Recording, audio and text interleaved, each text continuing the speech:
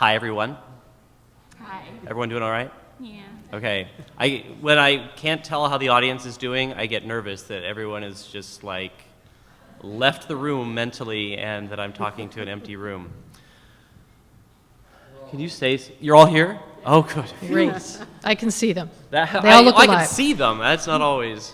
So- Anyway, can you go back through some of those Sure. questions? Can you describe the model that you're using? So Sure. what age students, how frequently do they meet, how are they Just prepared? the who, what, where, when, why. Exactly. So the main program that I'm going to focus on for today is a program that we call Reading Buddies, and it takes 7th through nominally 12th graders and teaches them to work with 3 through 7-year-olds. So it's a larger age gap than, in some cases, than we've been talking about before. I think I'm going to go outside your box a little bit. One of the aspects of our program that I want to emphasize is that we have sort of a two-tiered mentorship system. We have sort of our general mentors, our older buddies we call mentors, and for them we don't have any screening process. We take all comers. We take kids that need a lot of social and emotional development on their own, and kids who are doing great. We take kids who are struggling academically and kids who are straight A students. But they're led by a group that we are very selective about.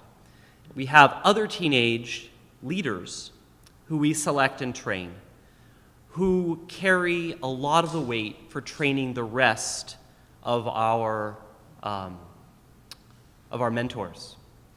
So in the course of my talking today, there's sort of two main points I want to get across, and this leads to my first, which is ownership. So if I'm going to preach at you a little bit. If you're going to go run a program, from my perspective, one thing that you can do that will make your program better is to give ownership to your, I'm calling them mentors, to your older buddies, so that it turns into something less, I'm telling you that you're going to be a mentor to this other kid. And it becomes more, we are going to help these other students. How should we do this?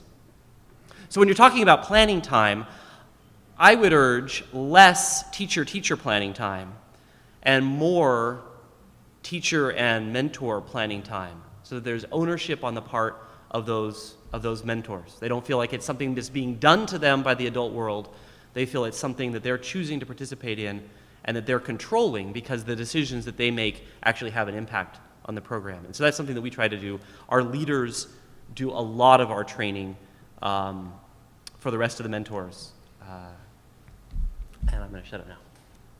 Thanks. Is that enough? Of the who, what, where, Yeah, when? and how often are they meeting with their... So they meet daily. Well, the program runs daily. We run for about 8 weeks in the summer, and so summer obviously is quite a bit different animal than school year, but there are, each individual kid, I guess, is experiencing this program 2 to 3 times a week, but we're doing stuff daily.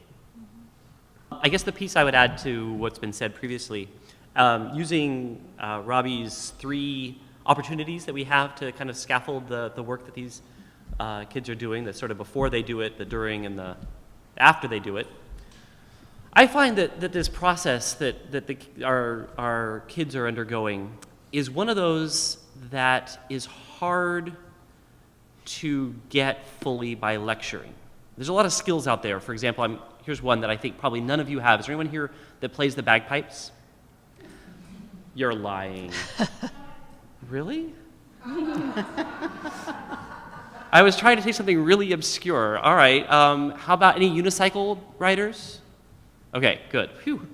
But anyway, if I tried to teach you from this microphone how to ride a unicycle, I'd have limited success, is the point.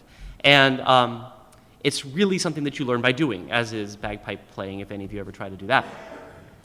And so our process emphasizes the during time, emphasizes the coaching that can happen as a kid, not just hypothetically, like what would you do if your kid was doing less and so.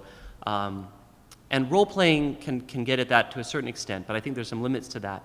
But when a kid has actually got a kid in front of them who struggles for whatever reason, that to me is the key time to provide the scaffolding and the coaching.